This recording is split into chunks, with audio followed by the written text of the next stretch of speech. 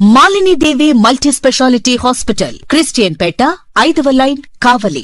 Doctor Guttipati Malini దేవి, MBBS, MS, OBGY, కాన్పులు మరియు గర్భకోశ వ్యాధి నిపుణులు.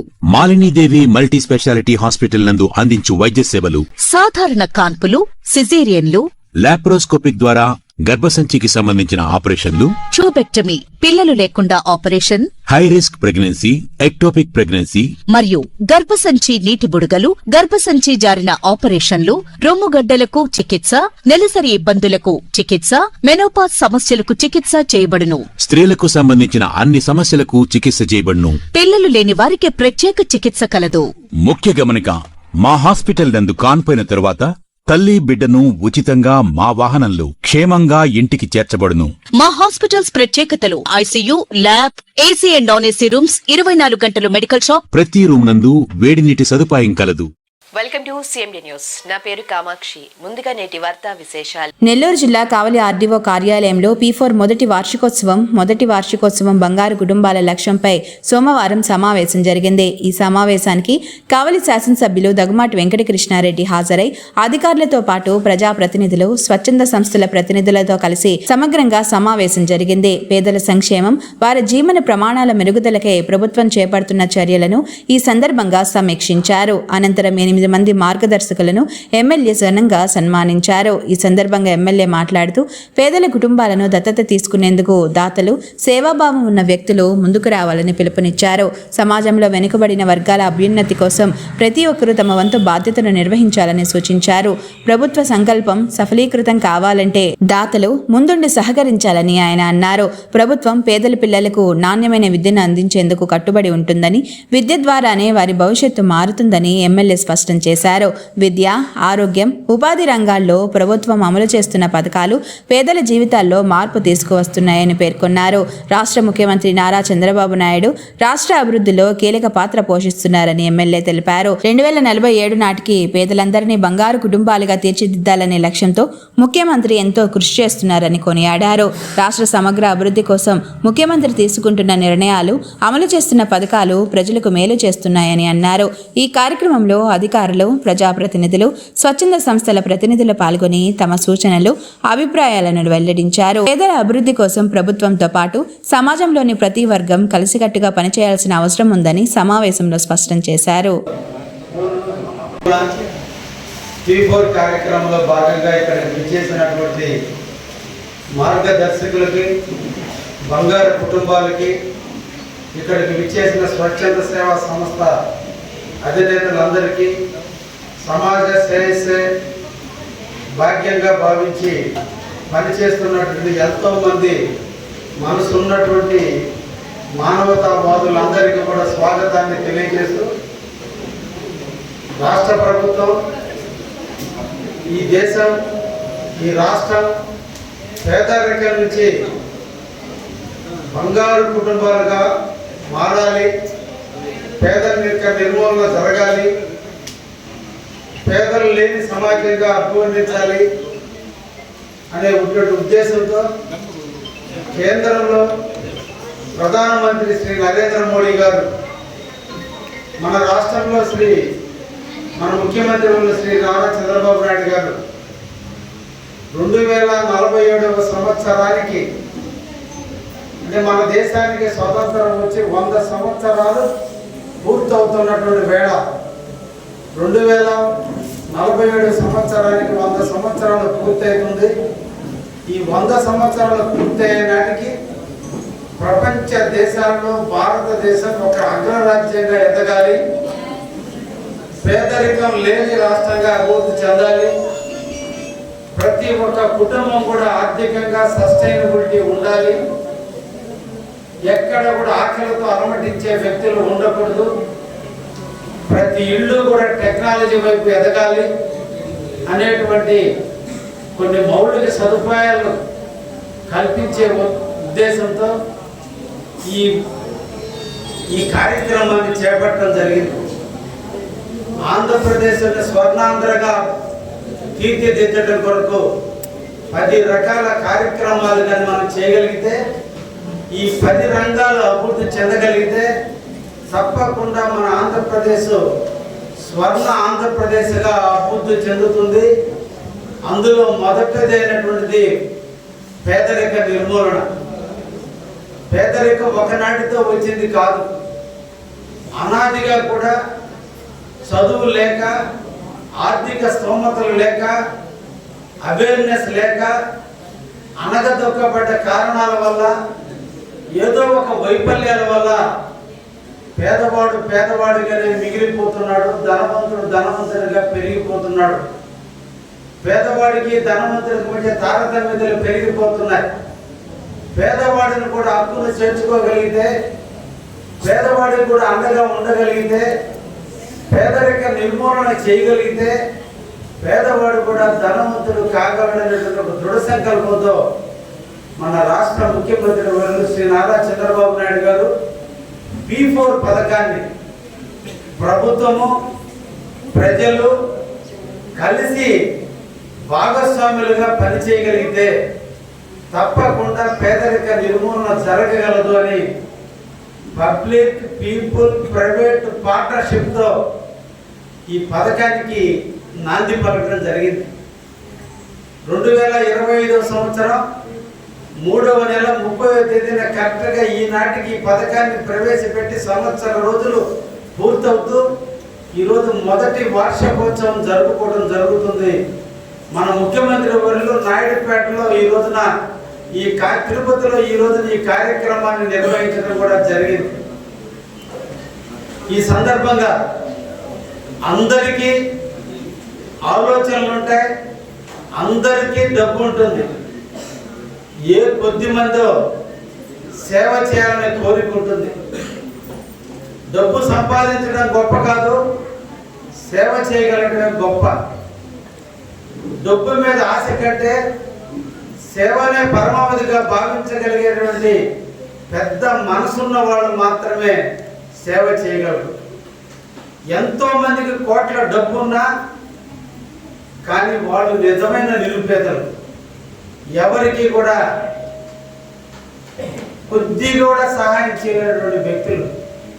వాళ్ళలో దాతృత్వాన్ని పెంచాలి అనే ఉద్దేశంతో ఈ రోజున ప్రభుత్వం P4 పథకంలో ఈరోజు కావలి నియోజకవర్గంలో దాదాపు 700 కుటుంబాలను మార్గదర్శకులుగా గుర్తించడం జరిగింది. అంటే దాదాపు కావలి నియోజకవర్గంలో 80,000 కుటుంబాలు ఉంటే దాదాపు 15,000 కుటుంబాలు పేదలుగా ఉన్నారు. 15,000 పైన కొంతమంది మధ్యతరగతులుగా ఉన్నారు.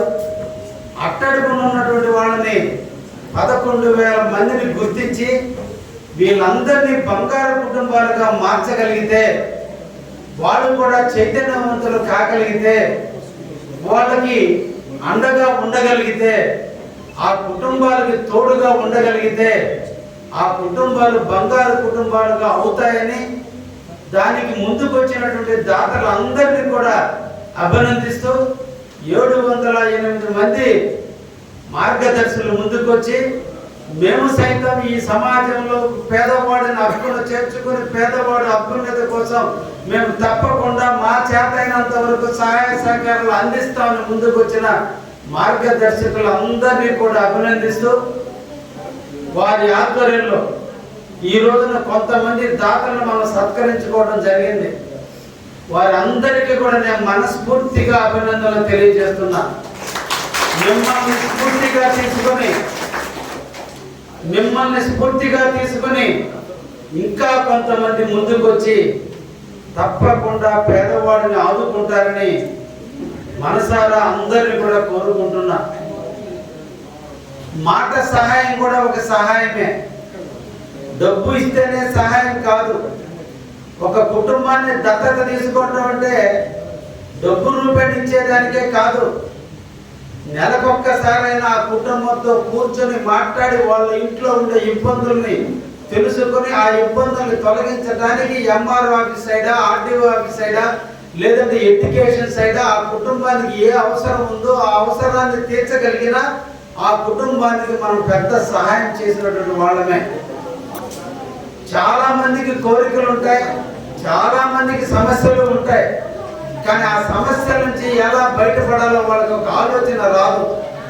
కోసం ఈ రోజున మన ఆంధ్రప్రదేశ్ ప్రభుత్వం నీటిని ఎక్కడికక్కడ ఒడిసి పట్టుకుంటుంది. చెరువుల్లో నీళ్లు, డ్యాముల్లో నీళ్లు, గ్రౌండ్ వాటర్ నీళ్లు, బోర్లు అయితే పైకి వచ్చేటట్టుగా ఎక్కడికక్కడ ఇంకుడు గుంటల రూపంలో, చెక్ డ్యాముల రూపంలో, లేదంటే పాంపాండ్స్ రూపంలో ఎక్కడికక్కడ నీళ్లను ఒడిసి పట్టుకుని భవిష్యత్తు అవసరాల దృష్ట్యా మన బిడ్డల భవిష్యత్తు కోసం డబ్బుని ఎంత సంపాదించి కూడగడుతున్నామో మన ప్రభుత్వాలు కూడా ఈ రోజు నీటిని భద్రతని పెంచి ఈ రోజు మన కోసం, మన భవిష్యత్తు కోసం ఈ రోజు నీటిని అభివృద్ధి చేస్తుంది. ఎక్కడ నీటి ఉంటే ఆ ప్రాంతం సస్యశ్యామలం అవుతుంది. ఎక్కడ నీరు ఉంటే అక్కడ ఆ ప్రాంతాలన్నీ కూడా అభివృద్ధి చెందుతాయి. కాబట్టి మన ముఖ్యమంత్రి గారు తీసుకున్న 10 సూత్రాలలో ఒకటి, పేదరిక నిర్మూలన కావాల్సిన కార్యాచరణ చేయాలి, విద్యార్థులకి నాణ్యమైన చదువును అందించాలి, నీటి భద్రతను పెంచాలి, ఎనర్జీ అన్నిటికీ ఈరోజు కరెంట్ అవసరం. ఈరోజు కరెంటు లేకపోతే ఒక్క గంట కూడా కాదు కదా, ఒక్క నిమిషం కూడా మనం మనుగడ సాగించలేము. భవిష్యత్ తరాలకు పొల్యూషన్ లేని కరెంట్ ఇవ్వాలి, పొల్యూషన్ లేనటువంటి, కార్బన్ లేనటువంటి కార్లు రావాలి, కార్బన్ లేనటువంటి వాతావరణం పొల్యూషన్ చేసేటువంటి టెక్నాలజీని తీసుకురావడం కొరకు 2047 కల్లా భారతదేశంలో పొల్యూషన్ లేని దేశంగా అభివృద్ధి చెందితే తప్పకుండా కూడా అందరూ కూడా ఆరోగ్యవంతులు అవుతారు. మనం పీల్చే గాలి, తాగే తినే తిండి, తాగే నీటి వల్లే మనిషికి ఆరోగ్యాలు చెడిపోతున్నాయి. ప్రధానంగా మనం తినే తిండికి ఎప్పుడు కూడా మనం వేడి చేసి తింటున్నాం కాబట్టి సగం జబ్బులు రావు. కానీ మనం తాగే నీళ్ళల్లో తెలియనటువంటి ఎన్నో కారకాలు కలిసి ఉంటాయి. కాబట్టి తాగే నీటి వల్ల, పీల్చకూడని గాలి పీలుస్తున్నందు వల్ల, ఈ 2 కారణాల వల్ల మనిషి ఆరోగ్యాన్ని నశిస్తుంటే అటువంటి వాళ్ళ కోసం ఈ రోజు ఆర్ఓ ప్లాంట్లు పెట్టి మంచి నీళ్ళని అందించి అందరినీ కూడా ఆరోగ్యవంతులైనటువంటి వ్యక్తులుగా తీర్చిదిద్దాలి. ఆ భారతదేశం కానీ ఆంధ్రప్రదేశ్ లో కూడా పొల్యూషన్ లేనటువంటి రాష్ట్రాలుగా ఎక్కడ కూడా పవిత్రమైన గాలి ఉండే విధంగా, ఎక్కడ దాంట్లో ఎటువంటి విషవాయువులు లేనటువంటి పొల్యూషన్ అందించాలనేటువంటి, గాలిని అందించాలనేటువంటి ఉద్దేశంతో ఈ రోజు ప్రభుత్వాలు ముందుకు పోతున్నాయి. అదే విధంగా ఈ రోజు లాజిస్టిక్ అన్నిటికంటే కూడా దేశం అభివృద్ధి చెందడానికి ఇప్పుడు ఒకప్పుడు మన ఇళ్లలో సైకిల్ ఉండే, ఈ రోజు మన ఇళ్లలో బైకులు ఉన్నాయి. ఇప్పుడు కొత్తగా ప్రతి ఇంటికి ఒక కారు వచ్చింది. రాబోయే ఇంకొక 20 సంవత్సరాల కల్లా ఒక్కొక్క ఇంటికి 20 కార్లు, 10 కార్లు, 15 కార్లు వచ్చే పరిస్థితి ఉంది. అందరూ కూడా హెలికాప్టర్లు కొనే పరిస్థితి ఉంది. రాబోయే కాలానికి సరిపోయేటువంటి రోడ్లు వేయాలి, రాబోయే కాలానికి వెళ్ళిపోయేటువంటి రైల్వే వ్యవస్థను పెంచాలి, రాబోయే కాలానికి అవసరమైనటువంటి ఎయిర్పోర్ట్లు తీసుకురావాలి. రాబోయే కాలానికి ఈ రోజు మనం అందరం చూస్తున్నాం, ఎక్కడో యుద్ధం జరుగుతుంటే, ఇరాన్ ఇజ్రాయెల్ మధ్య యుద్ధం జరుగుతుంటే గ్యాస్ లేక ఇక్కడ మనం అలవటిస్తున్నాం అంటే ప్రపంచం అంతా ఒకటైపోయింది. అక్కడ ఇబ్బంది వచ్చినా మనం ఇబ్బందులు పడే పరిస్థితి ఉంది.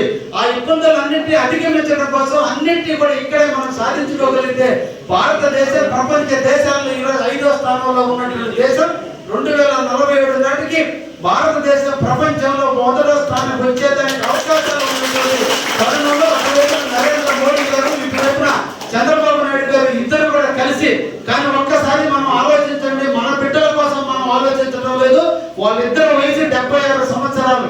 రాబోయేటువంటి 2040 నాటికి ఆంధ్రప్రదేశ్ 47 నాటికి ఆంధ్రప్రదేశ్ కానీ భారతదేశం కానీ స్వర్ణాంధ్రప్రదేశ్ గా లేదా స్వచ్ఛాంధ్ర భారతదేశంగా అభివృద్ధి చెందడానికి ఆనాటికి వాళ్ళు ఉంటారో లేదో తెలియకపోయినా మార్గదర్శకులైనటువంటి ఒక లీడర్స్ ముందు చూపుతూ ఆలోచించిన విధానం మనందరం కూడా విడిచిపెట్టుకుని మన అవసరం ఉంది. అందుకని ఈ పథకాలన్నింటినీ కూడా పురికి పుచ్చుకొని మన అందరం కూడా మార్గదర్శకులుగా అవతారం ఎత్తదామని, ఎవరు వంతు వాళ్ళు సాయం చేయగలిగితే మన బిడ్డ చదువు కోసం మనం ఎలా శ్రమ చేస్తున్నామో, మన కుటుంబాన్ని పోషించుకోవడం మనం ఎలా సేవ చేస్తున్నామో, మన ఇంట్లో కూలి పని చేసేవాడి కోసం, మన ఇంట్లో కారు డ్రైవర్ నడిపేవాడి కోసం, మన ఇంట్లో వచ్చి పాసి పని చేసేవాడిని దత్తత తీసుకోగలిగిన ఏ ఒక్కడికి ఒక కుటుంబాన్ని దత్తత తీసుకుని డబ్బు ఒకటే ఇవ్వలే, వాళ్ళకి అన్ని రకాల అండదండలు ఉండగలిగిన ఆ కుటుంబం కూడా మనం ఎక్కడో ఎదగడం కాదు, మనతో పాటు 10 మంది ఎదగలిగినప్పుడే మన జీవితానికి ఒక సార్థకత ఉంటుంది. ఆ విధంగా అందరూ ముందుకు పోదామని మనకు కావాలి. వాస్తవంగా ఇప్పటి వరకు కూడా కావాలి వెనకబడి ఉంది. దీన్ని ఇంకా ముందుకు తీసుకుపోయేదాన్ని నేను కూడా నడుము బిగించడానికి సిద్ధంగా ఉన్నా. తప్పకుండా మన అందరం కూడా కలిసి ఇంకొకసారి మన అందరూ కూడా మార్గదర్శకులతో మీటింగ్ పెట్టుకుని తప్పకుండా అందరూ కూడా ఈ సమాజాన్ని అభివృద్ధి చేసుకుని, ఎవరో వస్తారో ఏదో చేస్తారని కాదు, మన ప్రాంతాన్ని, మన ఊరిని మనమే అభివృద్ధి చేసుకోవడానికి మీరు అందరూ కూడా నడుము బిగించండి అని చెప్పి మార్గదర్శకులు అందరినీ కూడా కోరుకుంటూ సెలవు తీసుకుంటున్నాం. జీవితంలో రోజువారీ రోజువారీ కూలికి పోయేటువంటి టైంలో వాళ్ళు ఉన్నటువంటి సమస్యని తీర్చుకోవడానికి వాళ్ళకి చేత కాక, ఆలోచన రాక వాళ్ళు వదిలేసిపోవడం జరుగుతుంది. ఒక రేషన్ కార్డు లేక వాళ్ళు నిత్యం ప్రభుత్వం నుంచి వచ్చే పథకాలు రాలేక చాలా కుటుంబాలు అలమటిస్తున్నాయి. కొంతమందికి ఆరోగ్యశ్రీ కార్డులు లేక వాళ్ళందరికీ కూడా ఆరోగ్యపరమైనటువంటి భద్రత లేక ఈ రోజున ప్రాణాలు కోల్పోయేటువంటి పరిస్థితులు ఏర్పడుతున్నాయి. వాళ్ళు బిడ్డలు చదువుకుంటే చదువుకున్న చదువుకి పెద్ద పై క్లాసులకు వెళ్ళడానికి కావాల్సిన అవేర్నెస్ చెప్పే డైరెక్షన్ ఇచ్చేటువంటి వ్యక్తులు లేక పిల్లల్ని అక్కడితోనే ఆపేస్తున్నారు. స్కూల్ డ్రాప్అవుట్స్ పెరిగిపోతున్నాయి. ఇట్లాంటి విషయాల్లో మనం అందరం కూడా తోడుగా ఉండగలిగితే ఆ కుటుంబాన్ని దత్తత తీసుకుని వాళ్ళకి అన్నిటి కూడా వాళ్ళకు హక్కు ఉన్నటువంటి హక్కులను మనం ఇప్పించగలిగిన మనం చేసేటువంటి సహాయం చాలా పెద్ద సహాయం. ఈరోజు రాష్ట్ర ప్రభుత్వం పుట్టిన బిడ్డ మొదలుకొని చనిపోయేదానికి సిద్ధపడిన వృద్ధ ముసలి వరకు కూడా ఈరోజు బృహత్తర కార్యక్రమాల రూపంలో ప్రభుత్వం నిరంతరంగా కూడా వాళ్ళకి సేవ చేస్తూనే ఉంది. తల్లి గర్భంలో అంకురార్పణ జరిగిన బిడ్డ మొదలుకొని అంగన్వాడీ కేంద్రాల్లో పౌష్టికాహారాన్ని అందించే దగ్గర నుంచి, పుట్టిన బిడ్డకి టీకాలు వేసే దగ్గర నుంచి, వాళ్ళకి అంగన్వాడీ ద్వారా వాళ్ళకి బాలింతలకు కానీ గర్భవతులకు కానీ బిడ్డలకు కానీ అన్ని రకాల ఆహారాలు అందించే కానించి, అదేవిధంగా వాళ్ళ పిల్లలు చదువుకోవడానికి కావాల్సిన అంగన్వాడీ కేంద్రాలు ఏర్పాటు చేయడం, ఎడ్యుకేషన్ చదువుకోవడం కోసం స్కూల్స్ని ఏర్పాటు చేయడం, వాళ్ళకు వైద్యాన్ని అందించడం కోసం ప్రభుత్వ ఆసుపత్రులు నిర్మించడం, వాళ్ళు రహదారులు నిర్మించడం, వాళ్ళు ఇల్లు కట్టుకోవాలంటే వాళ్ళందరికీ కూడా ప్రభుత్వమే కాలనీ నుంచి ఇల్లు కట్టుకునేటువంటి అవకాశం కల్పించడం, అన్ని కార్యక్రమాలు ప్రభుత్వాలు చేస్తున్నాయి. కానీ ఇప్పటికి కూడా పేదవాడు గుడిసెల్లో మొక్కుతున్నాడు. చాలా మంది చదువుకు నోచుకోలేక వెనకబడిపోతున్నారు. ఇందాక మిత్రుడు సురేందర్ చెప్పినట్టు వాళ్ళ అవేర్నెస్ లేక దూరానికి నడిచిపోయేటువంటి స్తోమత లేక బండిలో పోయేటువంటి ఆర్థిక స్తోమత లేక ఈరోజు వాళ్ళు వెనకబడిపోతున్నారు. అటువంటి చిన్న చేయుతను మనం ఇవ్వగలిగితే, నదిలో కొట్టుకుపోతున్నటువంటి వ్యక్తికి నావలాగా మన దగ్గరుండి చెయ్యి చాపి వాడిని గట్టుకు చేర్చగలిగితే వాడి జీవితాన్ని మనం ఎంత కాపాడినట్టు అవుతామో, మాట సహాయం చేసైనా వాళ్ళ అవసరాలు మనం తీర్చగలిగితే తప్పకుండా వాడు కూడా ఉన్నత చదువులు చదువుకోగలడు, ఆ కుటుంబాన్ని పోషించుకోగలడు. ఇప్పుడు ఇక్కడ చాలా మంది పేదవారు వచ్చినారు. వారందరినీ కూడా కోరుకుంటున్నా, మనం పడ్డ కష్టాలు మన బిడ్డలు పడకూడదు. ప్రభుత్వం ఎప్పుడు కూడా మీకు అండగా ఉంది. ప్రభుత్వం ఎప్పుడు కూడా మీకు చేయి చాపి మీకు అన్ని రకాలుగా ఆదుకోవడానికి ప్రభుత్వం సిద్ధంగా ఉంది. మీరు ప్రభుత్వాలు ఫలాలు తినడానికి మీరు అర్హులు. మీ అర్హతను మీరు కోల్పోయి మీరు ఆఫీసుల చుట్టూ తిరగడానికి తెలిసి తెలియక మీరు చాలా నష్టపోతున్నారు. అందుకనే గ్రామంలో ఉన్న నాయకులను, తెలిసిన వాళ్ళను, చదువుకున్నటువంటి వాళ్ళను సంప్రదించి మీ హక్కులను మీరు కాపాడుకోగలిగితే రేపటి మీ బిడ్డల భవిష్యత్తుకి మీరు నాంది పలుకున్నలు అవుతారు. ఆ బిడ్డలు ప్రయోజకులు అవుతారు. ఆ బిడ్డలు ఒక ఉన్నత స్థాయిలో రాగలిగితే మీరు పడ్డ కష్టానికి సార్థకత జరుగుతుంది. అందుకే ఈ రోజున మన అభివృద్ధి ప్రదాత అయినటువంటి మన ముఖ్యమంత్రి మనందరి ఇళ్ళకి పెద్ద, మన కుటుంబానికి పెద్దగా, శ్రీరాముడుగా ఈ రోజు మన కుటుంబాన్ని దత్తత తీసుకోవడానికి ఆయన తపన పడుతున్నాడు. ఎంతమంది మనసున్నటువంటి వ్యక్తులు ముందుకొచ్చి సేవ చేయడానికి వస్తే వాళ్ళందరినీ కూడా ముందుకు తీసుకొచ్చి ఈరోజు పేదవాడిని హక్కును చేర్చుకుంటున్నారు.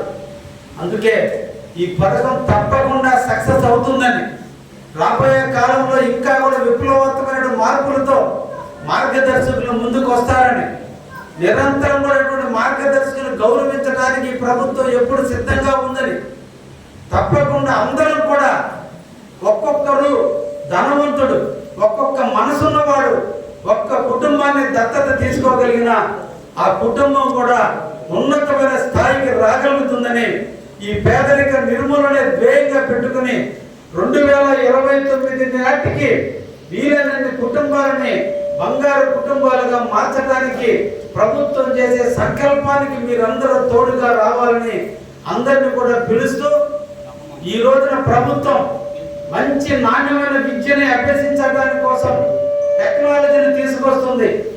ఈ టెక్నాలజీ పరమైనటువంటి విద్యను మనం పిల్లలకు అందించగలిగితే రేపటి రోజున వాళ్ళు ఉన్నతమైన స్థాయికి రావడానికి అవకాశం ఉంటుంది. కాబట్టి మన చేయడానికి మీరందరూ కూడా ప్రయత్నం చేయాలని మనసారా మిమ్మల్ని కోరుకుంటున్నా.